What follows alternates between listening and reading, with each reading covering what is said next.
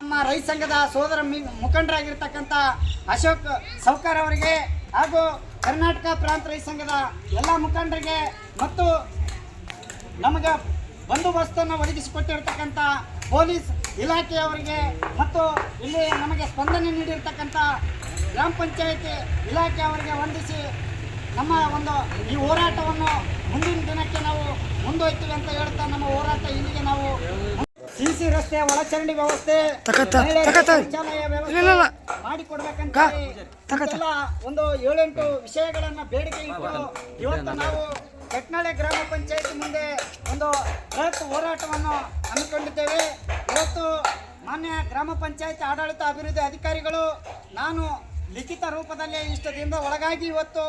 ಮಾಡಿಕೊಡ್ತೇನೆ ಅಂತೇಳಿ ಇವತ್ತು ಆಲ್ರೆಡಿ ಅವರು ಒಂದು ಬರವಣಿಗೆ ಮೂಲಕ ನಮಗೆ ಒಂದು ಆಶ್ವಾಸನೆಯನ್ನು ಕೊಟ್ಟಿದ್ದಾರೆ. ಈ ಒಂದು ಆಶ್ವಾಸನೆ ಮೇರೆಗೆ ಇವತ್ತು ನಾವು ತಾತ್ಕಾಲಿಕವಾಗಿ ಈ ಹೋರಾಟವನ್ನು ನಾವು ಮುಂದೂಡ್ತಾ ಇದ್ದೀವಿ. ಯಾಕಂದರೆ ಮುಂದಿನ ದಿನಗಳಲ್ಲಿ ಇಲ್ಲಿ ಕೊಟ್ಟಿರ್ತಕ್ಕಂಥ